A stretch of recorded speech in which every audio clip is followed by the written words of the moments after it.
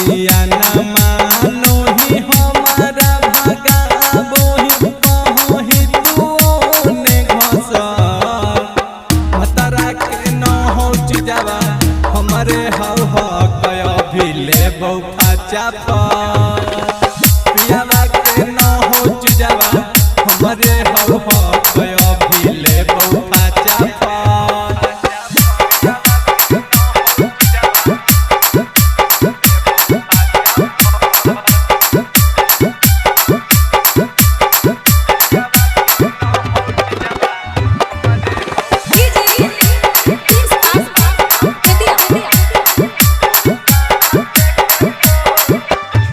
तोर साथ के फोटो निशानी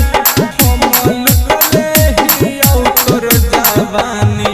उ फोटो वायरल करबो छोड़ी के उ वीडियो वायरल करबो अगे चुपे चाप रह के दर दिया के सोहना ता ससुरा जाई तो घर भतरा के न हो जावा हमारे हव हो कया भी ले बौखा चापा पियावा के न हो जावा हमारे हव हो कया भी ले बौखा चापा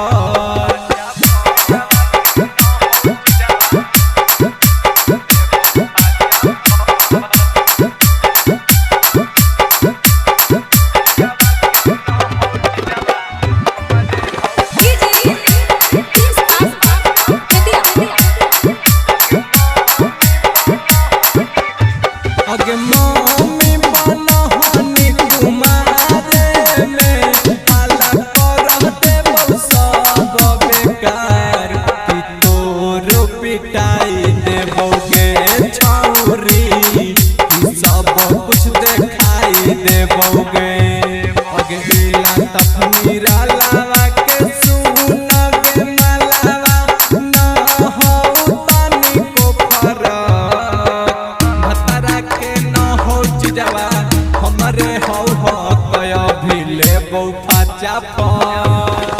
पियावा के न हो जावा हमारे